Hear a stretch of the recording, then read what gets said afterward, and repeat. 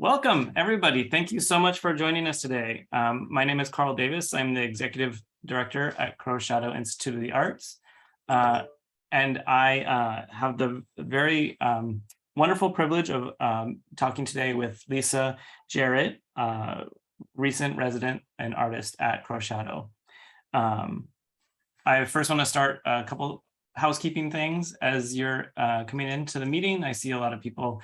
Thank you very much for muting your microphone and camera. If you have any questions at all, feel free to raise your hand or put them into chat, and we'll have a moment at the end of the discussion to talk, to answer questions, have a discussion hopefully with the audience. So again, I wanted to thank both Lisa for being here and the audience for being here, but I also want to thank kind of in absentia, the board of directors of Crow Shadow and the staff, especially of Crow Shadow, Judith Bauman, our master printer, Maggie Middleton, press assistant, Sequoia Connor, traditional arts coordinator, our summer intern this year, Jessica Hitzman, and our volunteer extraordinaire, Sandra Westford, for all their time and effort in making Crow Shadow what it is. I also want to recognize the Confederate Tribe of the Umatilla Indian Reservation, where we're located. The Umatilla, Walla Walla, and Cayuse people have been here for millennia, and I want to thank them for allowing us to be on their land and for their time and stewardship of the land and the air and the water. Finally, I want to thank the Ford Family Foundation for all of their support over the years, and especially for the Golden Spot Award that allows us to bring in Oregon-based artists for these residencies that Lisa joined us with. So with all that said, and if I've forgotten anything, please don't hesitate to let me know. Oh, and I did forget to mention Ella Mara Kettler, our marketing manager from Portland. She's joining us, and she's the one who helped get you all here today. So thanks to her too. Hi, everyone. Yeah. So Lisa Jarrett is the co-founder and co-director of KS MoCA, the Dr. MLK Junior School of Museum of Contemporary Art, as well as the Harriet Tubman Middle School Center for Expanded Curatorial Practice in Northeast Portland. She is also a member and founder, I believe, of the artist collective Art 25, Art in the 25th Century. She has a BFA from the Rochester Institute of Technology, an MFA from the University of Montana. She is she is a past and current, or will be soon to be resident at the Joan Mitchell Center in New Orleans. And she exhibits nationally and internationally throughout the world, and is represented in Portland at the Russo Lee Gallery. So please welcome Lisa Jarrett. Hi, Lisa. Hi, Karl. Thank you for that intro. And hi, Ella. I didn't know it was you. That's incredible. Hello. So, Hi, Lisa. Yeah, I've just been DMing you on Instagram. It's me. I didn't know it was you this whole time. That makes me Nice feel to so see you. good. Thank you very much. The Nice to see your face. energy of like you online through this residency has been incredible. So I'm so excited to hear more about it. I am thrilled to be having this conversation with Karl and actually everybody who's here today, because I had an incredible experience. Social media did not lie in this case. Yeah, Karl, where would you like to start? I think there's so many things we could. yeah, I think so. Just for everyone's information, in some ways, I think this is going to just be a conversation about your time at Crow Shadow, your general experience, and we'll touch on your practice and your art in general. I think between you and I, we have some snapshots of your time in the studio to share, and I might have some questions as we go along that are spurred by your responses, but try to be as as free-flowing as possible, no constraints on the conversation. I think we'll shoot for about 25-30 minutes of conversation and leave some time at the end for questions and answers from the audience. So my first kind of prompt, I guess, would just be what was your experience like at Crow Shadow, and how did it work out for you? How did it turn out for you? It was, wow, it was an incredible experience. It turned out better than I could have ever anticipated or expected. I did have the the pleasure of visiting briefly. I brought some of my graduate students from Portland State University's MFA in Art and Social Practice out to visit in April, and Judith gave us, March or April, something like that. Judith gave us a really lovely and generous tour of the facilities, and I wasn't really thinking this, but I got to sort of have a sneak peek of the space before I was working there this summer. And so, as you know, Karl, I was kind of rescheduled this summer because of all the things last summer, fires and pandemic and all of those things. And I was devastated then. I cried. There was a lot of crying. I hadn't met Judith yet. She thought I was crazy. But I had been looking so forward to it. And so I think it was really upsetting to not be able to come. So then to be able to visit this time. And for those of you that don't know, it's 2 weeks. You come and you stay for 2 weeks on site inside, there's a bedroom right off of the printmaking studio. And so it's like I would work all day with Judith and Maggie, and then they would leave at 5 or so, and Karl would head out around then. And then it would just be me in the studio and the gallery and in the artist bathroom, which, by the way, please never stop having that. That sign is my favorite. All through the night. And so it was really this incredible opportunity to be working in space, both with people collaboratively and then independently, to kind of process some of the things happening during the day. Or occasionally I would have homework, like Judy would sort of give me where I needed to be by the next morning so that we could continue our process. And one of the things that I found to be incredibly, I don't know, I'm not sure what the adjective is that I'm searching for. I don't know, I have not really worked in a situation in which I didn't understand the process fully from the beginning. And in the context of photolithography and stone lithography, I had just I knew just enough to be dangerous, but I didn't really understand the nuances of what the possibilities and potential were for the medium and how that could inform how I might think about my work. And so at Crow's Shadow, that's really one of the things that you get. Like, Judy is helping sort of teach you, really, even though your practice and your ideas are really there and present, but to translate your work into this other medium in a way that feels meaningful and authentic was a really, really special experience. In other words, I could not have made this work without her.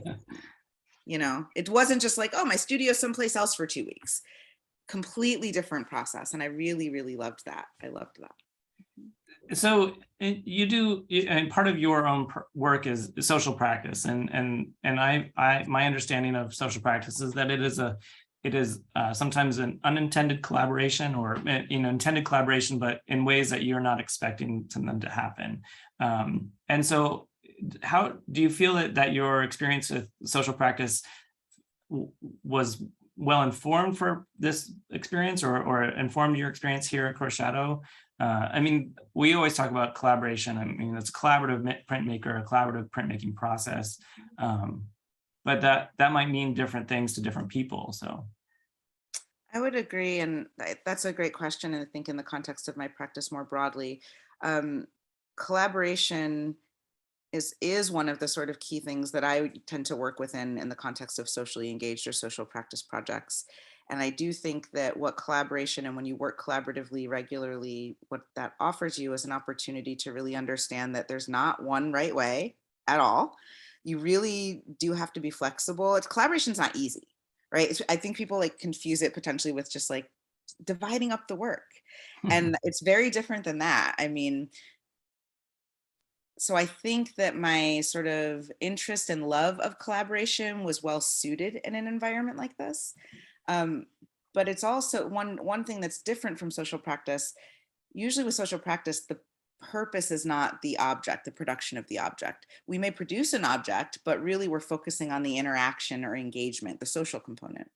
And so when I think about my time at Crow's Shadow, and it's actually an interesting timeline, because here we are, I've approved proofs, but they won't be editioned until next year. So technically I'm still in this process. I'm really curious to see what that ends up being like, but because our goal here really is to produce these prints, I think one of the things I'm interested in, it's not so much a social practice, but it's a collaborative process. And what I have been really interested in is what it means, what it looks like to not be the expert all the time, right? So there were times when, for example, Maggie, who's the printmaking assistant, and who works with Judith Bauman, was teaching me about the stone, lithography stone. And that was definitely, I'd never done it before. I was like a kid in a candy store. Every single thing that Maggie had to tell me, I had to place really close attention to. And I was not the expert. All I knew was that I could draw. I was like, okay, that's the part I can do. And then working with Judith on so many things, sort of asking questions like, is this possible? Right? Like, I'm seeing us do this. Am I drawing the right conclusion to imagine that this other thing could also be possible? Became a really inspiring way to help me think through like the next step. So yeah, collaboration is absolutely at the center of what this is. And I think that that's a really exciting place to work as an artist. And most of what we do is actually collaborative, even when people don't want to talk about it that way. So I really appreciate this. Yeah. And in terms of the goal or the idea that you came to the studio with, you know, I think you might have had conversations with Judy ahead of time, but how much of that expectation, I mean, you said you had a sneak peek at that point. Did you have an expectation of what you might be working on when you arrived, or what the product might look like at the end? None. Zero idea. I tried to not come with too many fixed ideas or desires, because I think that can really be dangerous when you're moving into something that you really don't understand, number one. But what I did come with were some of the things, some materials that I work with regularly.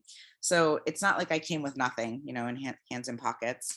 I brought some very basic materials and just thought, what are the things that where's the place I start from often with work? And I didn't know how they would be used, but I've been using them in other ways and other projects and things like that. Essentially, I'm talking about hair, right? Like, so I brought some like hair, different types of hair, different textures of synthetic hair with me. I brought some photos, some photos that I've been working with, thinking that might be a direction that I would go, but did not, as it turns out. I brought some thinking around color. I brought a stack of books, just because there's certain places I can't go without certain books. And I brought a plant. Yeah. I was like, my plant will help me if I get scared or confused. Well, I missed having the plant, and so I finally put a plant back in my office because of that. I was like, I need something green behind me. It looks really good. It looks much better there than in the kitchen where you can't see it. Yeah, where you can't see it. So yeah, so Lisa brought was it a spider plant? Is that what it was called? It's a snake plant. Snake plant, yeah. Yep. I thought that was amazing. Instead of bringing a pet or a dog to take care of, she brought her own plant, which is great. So we do have some images. I want to show a little bit of that, and kind of talk about the process, then what you got into while you're here. Now, how to share my screen? Where did it go? Yeah. Why am I missing the share screen? Where did it go? I don't know. Oh, it's right here in the middle. Okay. Let's see. So do you want to talk about some of this process and what you're working on in these images, or? Yeah, absolutely. Okay, so I'll show you sort of at the end. So Karl has some images and I also have some images, and they're kind of focusing on different parts of the residency. But the way that I ended up approaching creating imagery in the context of photolithography was by directly exposing the hair onto a plate. And I'm going to assume that there's a baseline sort of knowledge about how lithography works. But if there are questions, or if that is an unfair assumption, please, anybody just unmute yourself, shout out, raise your hand, and let me know, and I'll try to back up and explain. I don't want it to be confusing. And so what I'm doing here, this big sort of black thing at an angle, that's the top of what's called an exposing unit. And the table, so what we put inside the exposing unit is a photosensitive plate. I think it's an aluminum plate with like a photographic emulsion. And I'm actually placing hair on top of that. And then it will close and we'll turn the lights off. It'll get sealed up and exposed. And the image, instead of like so I could have drawn these lines and they could have appeared on this plate. Instead, I was using like a direct process of just placing the hair physically on the plate. So really trying to plug in with the potentials for photolitho. And so to make those drawings, it's a drawing process. I think about it like a drawing process, creating these compositions, if you will. What you're seeing here is me manipulating different hair into, different series, and you'll see the outcome of these sort of series at the stage that they're at in just a few minutes when I share my screen. So once I sort of determined how I wanted it to get exposed, we would then carry the drawing from here. And this is in the printmaking shop. Also, by the way, you get to just like take over this printmaking studio for 2 weeks and every surface is yours and you don't have to clean up. And there's so many cutting pads and tables and X-Acto. I mean, just everything. There's so many great places to work. Anyway, that was an aside. And so then we would carry the drawing here. It's like very careful because it's hair, and kind of slide it onto this exposing unit like you saw before.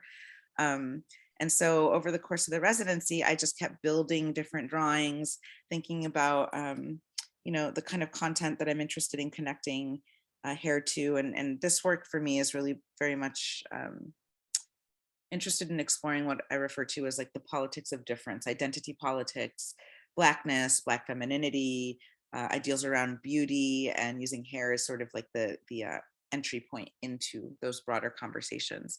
And I think in the work that I've been making more recently, I'm thinking a lot about transforming something from the way we expect to encounter it into, maybe a way we have not thought about experiencing it before. So on that top image, Karl, can you click on the very top one that you've got there? Can it get any bigger? I don't know if I can. There. It doesn't want to. Oh, there it is. Okay, perfect. What you can see here, it's like the result of the exposed. So we exposed the thing on that exposing unit that you saw in the back. And then what's down on the flat part of the bed is the plate. That's how the image gets made. And once Judy processes it and washes it out, you sort of see what looks like the drawing left there on the plate. She rolls ink onto that, and the ink adheres to the places that have been washed out from that photo emulsion. And then the piece of paper that she's holding is one of our very, very first proofs. And so this is the place in this process where we're seeing, well, this is the moment of truth right here. Does it work? Is it going to print? Should we push this further, or do we have to take like 10 steps back and start all over again, which is entirely possible. Yeah, so that's just like loosely the process. And so once you get to this stage of like, okay, it's a go, it's going to work, then you can really start playing with, okay, well then what are we going to do with this? What paper do we have it on? What color do we really want the ink to be? Is there a background color, which is called, as I learned, a flat, a solid black background color, which incidentally, you also have to burn a screen to create, something I did not know. Do we want to integrate multiple images into a single composition? And for me, that's something I don't tend to do. I like a more minimal sort of open space composition. And so that was a really beautiful learning curve, I think, for me too, in this very first suite of images that I worked on with Judy, adding a lot of color, a lot of density, reducing scale, and combining images. So I'll show you all some results of and some examples of the results of that exploration. So just kind of keep this image in your mind, this like really minimal black and white swirly curly cue, and we'll look at that in a minute too. So I do want to make just one small clarification. It's a positive working plate. So the image that you drew or created on the exposure unit, that's the image that gets held on the plate and then is what keeps the ink. So unlike a relief print where you're cutting away the image that you don't want to be there, or things like that, or an etching where you're incising to get the image and it's always backwards to what you want. In the litho process, the drawing is the drawing, essentially what you're getting. So that's just a small, not a correction, but it's I still have a hard time wrapping my head around that process, but yeah. And you also worked on a stone too. You talked about working with Maggie on an actual litho stone. So can you talk about that? You don't have to go into detail, but what was that process like, and was it enjoyable for you, or how did you react to that? It was the best, and I don't know if you can see both the like exhaustion and joy on my face in this moment. I was like, look at my stone. I've never worked on a lithostone before. It's I believe this stone is Bavarian limestone, and you're drawing directly at the surface is smoothed out. It has a, you know, a little bit of a texture to it, very smooth, cool surface. And I'm drawing on it with grease, with grease pencils essentially, and sticks and things like that. And it was incredible. The reason I've got that little board under my hand is so that I don't get grease from my hand, and I don't inadvertently make a mark with the grease from my hand on the stone. I only want the marks to be made with the tool that I'm working with. And this was the way I was able to engage some of the other things I brought was a whole part of my comb collection. I didn't mention that in the beginning. I was like, maybe this will come in handy. There's a picture of that somewhere. Yeah, Karl. So there's a selection of combs and things that these are around my studio. I use them in weavings. I use them obviously to do my own hair, lots of different things. And I thought about how I might want to translate that into a graphic that I could produce on the lithostone. It was really an incredible experience. People have always talked about, oh, it feels so good to draw on a stone, and you know, it does. But more than that, it was just like, again, learning a new process. It's kid in candy store. I don't know how else to describe it. I couldn't have been happier to learn so many new things and to just, this is like, yep, that face right there. Like, look what I did today. And I'm sitting right outside of the studio here, the building. This used to be a school building. Obviously it's not a school functioning as a school anymore. But yeah, that's what I did. I had so much fun. I had a lot of love for that stone, and to Maggie and Judith for teaching me so much. So we do, so with COVID, we weren't able to do this, but we're very lucky now. We have a chance to have in-person events with artists. And I'll give my experience of this. Knowing Lisa is a professor and having her experience with the public, knowing that it's there, I was not expecting her to give almost a walkthrough lecture, and then started, I love that you started asking questions of the audience about what they thought of the work, and kind of, it was really good. It was really positive. We're putting them on the spot to like respond to you in the moment. And I was like, this is why we have in-person events, because, you know, people have a chance to really interact with the artist and feel the work that you're doing in the studio. I think was really interesting. And I said, I was standing next to someone, I said, she's in professor mode right now. Because you're very like, let's talk about this. Let's get through the nitty gritty part. So it was a great experience. And I don't know if you had anything to say about that too, but if you want, we can then move to your images too, or talk about those things. Sure. Okay, you can stop sharing and I'll just talk while I pull my share up, and I'll just kind of, I think also, Karl, that's actually also hilarious, because very few people see me in both modes, right? And so in one mode, I was very much like student learner, excited, just being in my artist body, you know, away from home in this printmaking lab.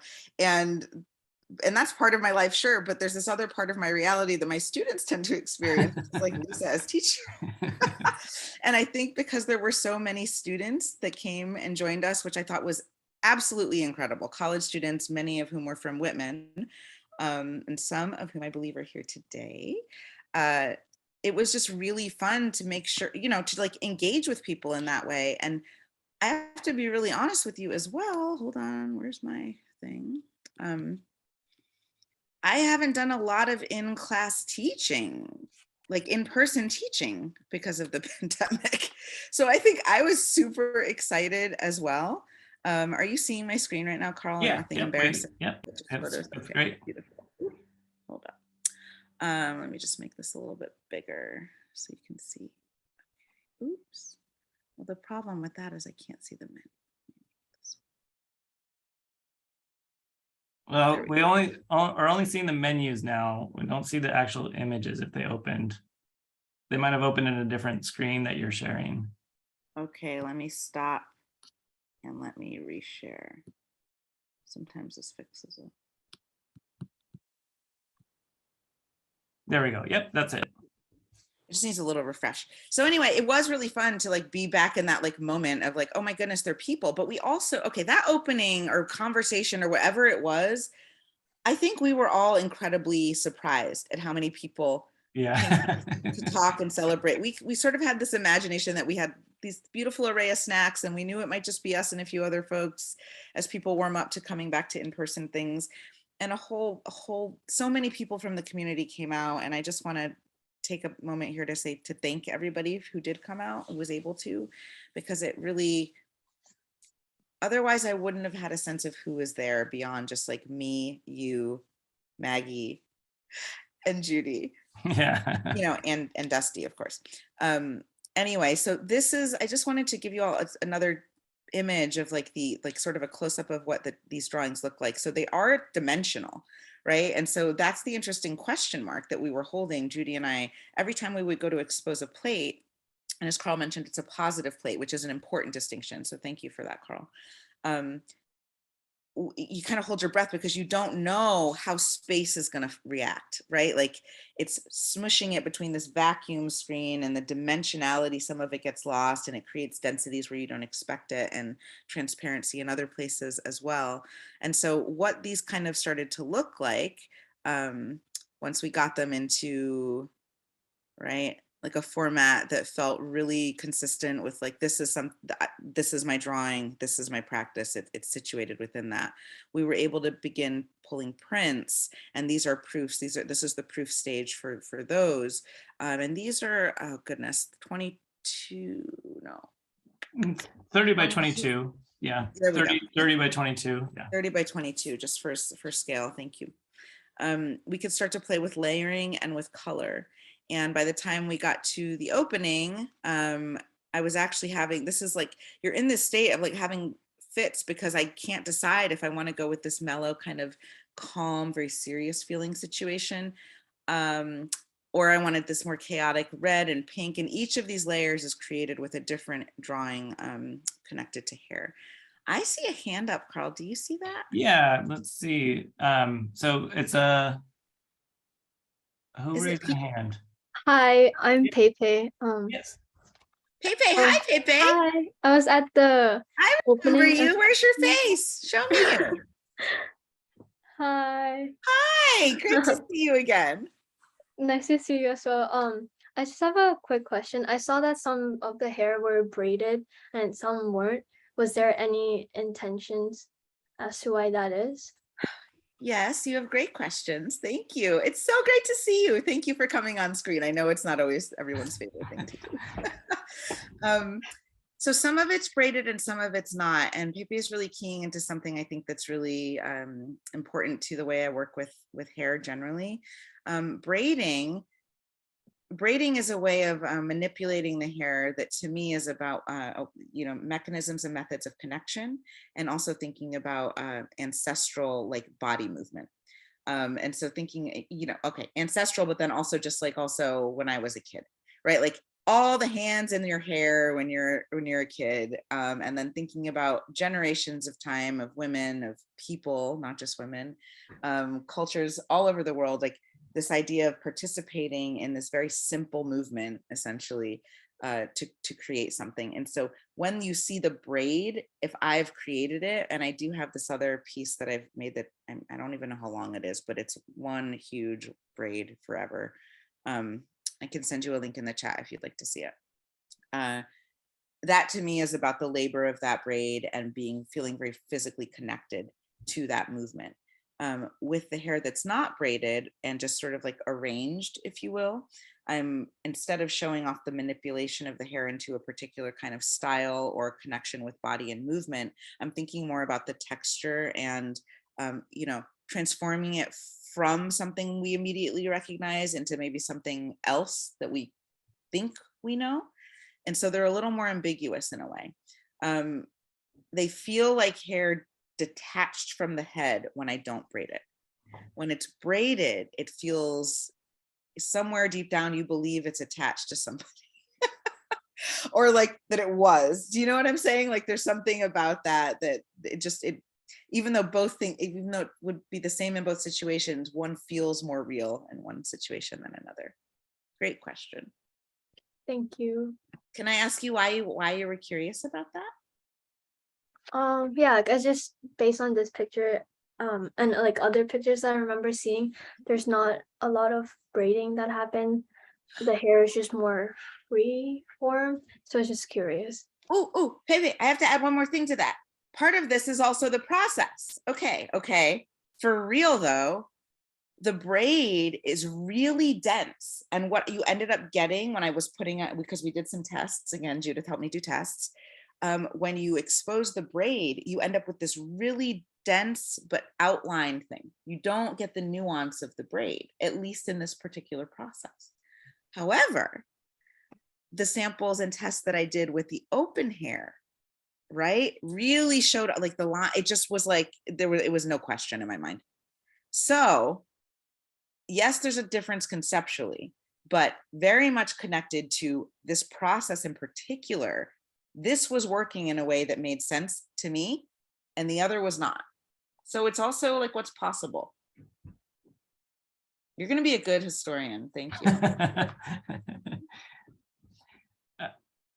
Karl, what were you thinking? Oh, no, that makes sense, and I think it speaks to the collaborative process of what you're doing is you're testing things, you're trying things, you're seeing what works. But I think you talked about this too. Well, while you're here, about being able to accept like what works and what doesn't, and do the yes and, like, okay, yes, that works, let's move on with that. This isn't working, we'll set that aside, or come back to it in some way, or maybe just let it go at that point. And I think it's really kind of key to the printmaking process of seeing what works and accepting it's not a failure, accepting the limitations of the process and embracing those in some ways. Is that true, or maybe I'm reading too much into that? No, I think there's a lot of truth to that. I think it's like you can't really force it to be what it isn't. And there's some letting go that has to happen if you're sort of like used to there's some letting go maybe, but then there's also this whole other thing that opens up, these other possibilities that open up because of that limitation, if you will. And there are other limitations that happened here that are specific to the residency. I think the 2-week time period, what the time investment will actually be for Judith to edition these when that time comes, what paper, like sizes of things, what's possible. I think it was actually really useful. It was interesting because I would get attached to something and not want it. I didn't like when the answer wasn't what I wanted it to be. Like I was like so certain it was going to work, and then sometimes it just didn't. It literally didn't. And I would just had to be like, okay, like you have to stop fighting that because you don't have time for this. It's like, it doesn't work. Yeah. Move on. Yeah. And it was interesting because it was a little bit of a, you kind of got to get over yourself in that moment. I did anyway. So actually I do have one other question that might come up. At the opening or at the reception here, we had those 4 the larger prints on the table, and you explained that you were still proofing these and that you hadn't decided on what the final 2 would be, but you didn't want any input. You asked explicitly not for no one to tell you what they thought you should do. So what was the outcome? What did you settle on of these 4? Do you remember now? I do, Karl. Oh my God. I really didn't want I wanted people to have their own idea, but I didn't want to hear it because I was so torn. I'm still torn. I'm not sure if I made the right decision, but I ended up, you know, I kind of did one from each camp. Right. And so the red for me, and then there's another layer to this that you're not able to see here. That we added the next day. I don't think folks got the chance to see that, but either way, one that has this much more sort of chaotic red and the colors, and there's copper involved in there, and there's a hue thing that happens, and it's a really vibrant kind of felt really electric and moving. And then one kind of in the more neutral tones where that kind of taupey background is. And so I did one of each, and I did try to beg. I begged for a third, and I just said, well, I said, if I were to beg, this is what I would ask for. And, I stated what I thought I would love. And Judy just very kindly was like, well, unfortunately, that's not possible. So we're going to have to make a decision. And I mean, so I just did. And actually it was good. I think it was really good for me. I'm so excited to see what, what these feel like in another, few months to a year.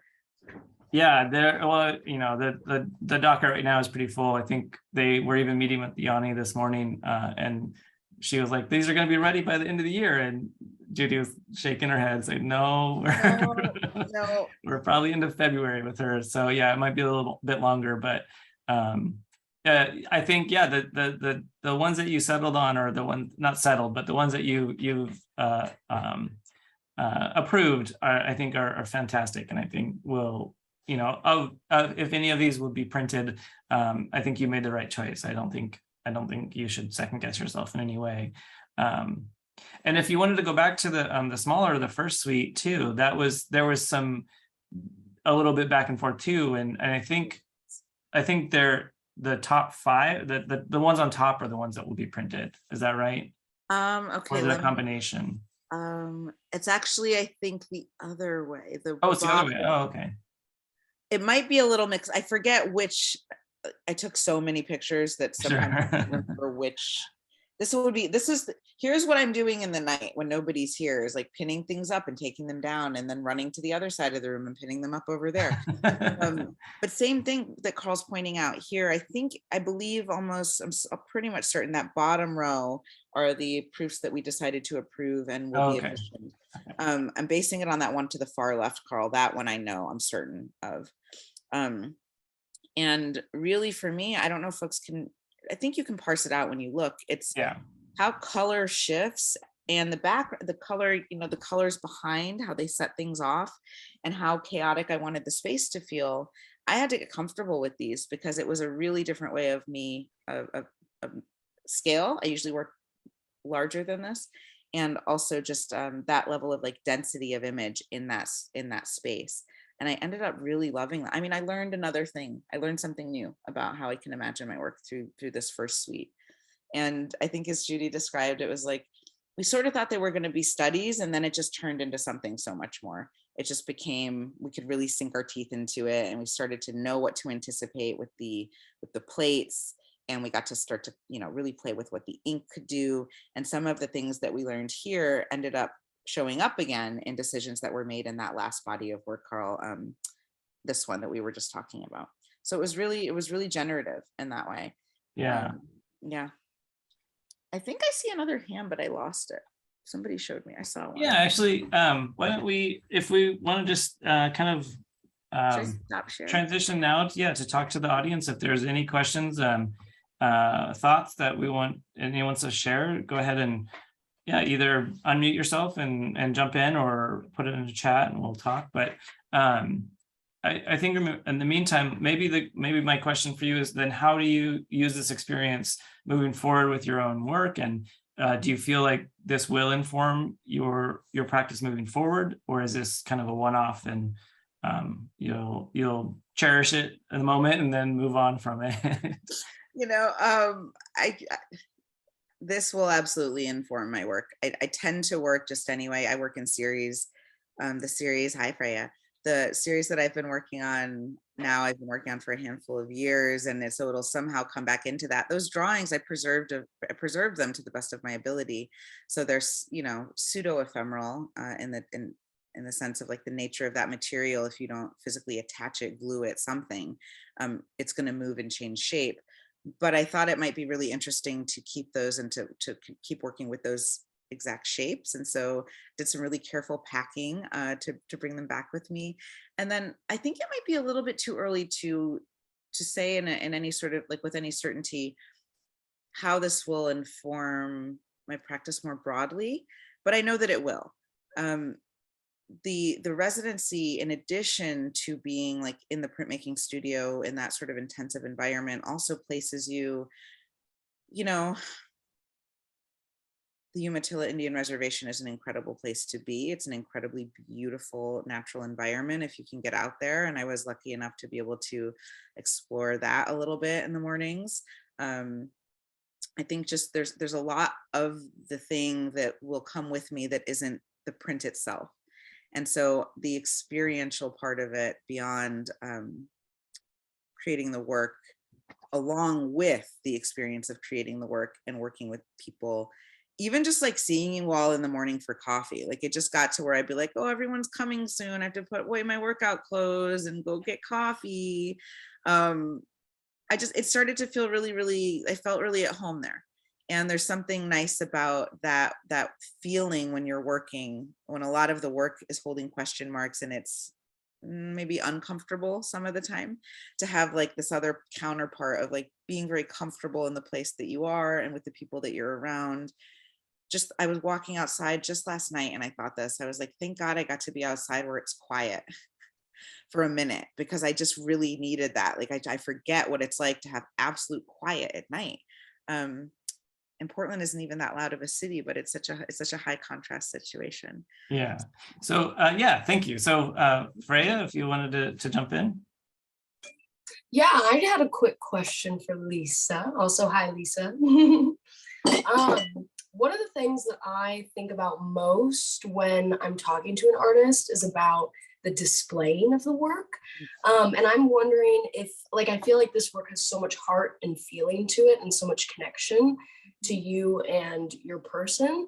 And I'm wondering if you've thought about where you want to put it, like if it's going to be, like if you got to choose, in a perfect world, if you got to choose where it is, would it be in like a salon that specializes in Black hair? Or would it be maybe in a school? Or I'm just curious, because I think the politics of display are something really interesting, and I'd love to hear your take on where these pieces would go in your world. Great question, and yes to all those possibilities. Where the way, that's interesting, because the one thing that can happen with printmaking that is not as easy with some other art forms is it can be reproduced. You know, like there is this ability to produce the image until the plates don't exist anymore. They will be destroyed at some point, which gives us the limitedness of this edition, right?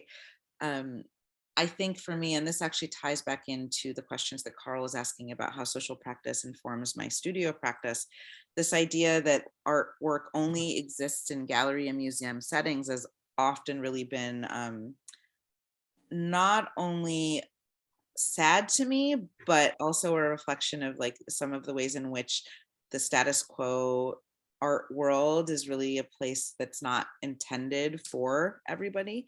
And so I really like to think about, right, yeah, I mean, I'm talking around a lot of things, but I think you hear me loud and clear. Thinking about where this work can live is exciting to me. Will it live in those places? I don't know. I build projects in schools as a huge part of my practice. And they have been bugging me lately to be like, Lisa, why is none of your artwork in the museum? Which is hilarious, because I don't know, that's a platform for other artists, but I think maybe I can imagine one of these prints living there. I am very excited about what happens when you get to talk about your work, and when the work can sort of live in the world in a very dynamic way. And I still love museums and I still love galleries, but there's like a different thing that happens there. And so in a perfect world, the art world would have a different attitude. It would have a new attitude. It would know where it was going, and it would know what it wanted to do, and ooh, ooh, ooh, ooh, ooh. And there's a song in there somewhere, the tune of which I'm slaughtering. That I would, you know, if I could just change the whole thing, that would be that. I'm more interested in what the work gets us to talk about and think about. But then also, I just like that it looks nice. I think like it's really nice to bring something aesthetically calming to me. I think it's nice that it's something we participate in as beings on this planet. Beauty is a huge part of what we do. There's nothing wrong with that. It's something that we seek. And I think it's also something that we worship might be too strong of a word, but there's something to it, right? So I don't know. I want it to be out there and I want it to be in all the places. And maybe even if it just sort of stays in your heart, like it's not the image itself, but if some part of it connects to you and there's an experience or a conversation you get to have because of it, or you come to a place, like I never would have seen you again had I not come here and made these prints. I met Freya one other time on one snowy day this past winter, and had this experience not happened for me, I wouldn't have seen you again. And when you walked in the door, I was like, oh my God, I know you. And so here you are now. And so to me, that's sort of like one of the things that art can do, that if you're looking outside of the object itself, you get to see a whole lot more or experience a whole lot more. I totally agree. Thank you. You're welcome. Thank you. And also one follow-up question. How many copies did you make? Because I thought when I was at Crow's Shadow, didn't you destroy the stone already? Or am I Okay, wrong? no, good question. This is a really good question. The copies have not yet been made. The prints have not been made. So what I did, I signed off on proofs that are like, this is how I want the editions to look. Like the colors that Maggie mixed for us, the proofs that Judith pulled, all of those, like looking into the night. It's like, I want this one. And then we decide together, again, collectively, collaboratively, how many to produce. Karl was part of that conversation as well. And then the litho stone, the stone is a little more sensitive in terms of its like longevity. So it will probably be printed sooner because we don't want anything to happen to it. Because you kind of can't go and get it back. Right. And so there'll be X, I don't know, I can't remember what the numbers are, and I think they might be changing a little bit, but that's an interesting question and a good one that I think should be clear. At the end of the 2 weeks, I'm saying, yes, this is what I'd like edition signed off. We've got basically a hard sample, beautiful proof. And then the printing will actually happen in my absence. I won't be there for that. Isn't that wild? That is whack. Because you're in Portland right now, right? Yeah. Yeah. Okay. Yeah. Huh. Interesting. Anyway. Very Interesting. cool. Thank you for your questions. Thank you for your response. I see another face. So it looks like Alicia Dean has a question, maybe. Hi, I don't want to take up time if other, particularly Whitman students have questions, but I'll just ask well, it's a deceptively quick question, and it has to go back to Pepe's query about braids. So it sounds like you've thought a lot about the connotations and the sort of attachments, pun intended, to the braid. But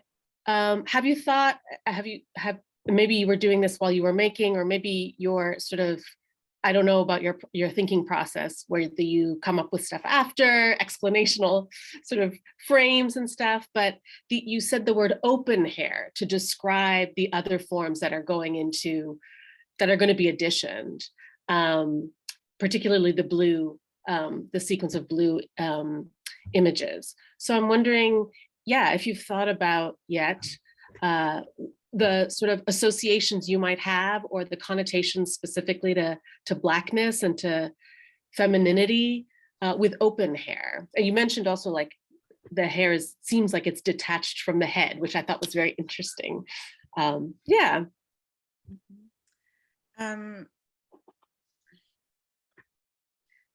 Okay. Thank you for that question. It's like, it is deceptively simple, but it's like, it's also like, it's the container for everything I'm thinking about. So I think in my work broadly, I'm never thinking about, like, I don't see a thing and then work toward it. It's like the thing happens so it's like, that's why I think I've always sound all over the place. I'm literally always in process. It's not resolved. I don't know how I'm going to feel about these. I just learned a nice way to say how I'm like, oh yeah, I'm in the process when Karl asks, because that's what's needed in this moment. But the way that I think about hair, and so I've shifted from working with my own hair exclusively, hair I've collected, and that has been shedding, right, in a comb out and detangling, to integrating and also working exclusively in certain situations, and certainly in this, with synthetic hair.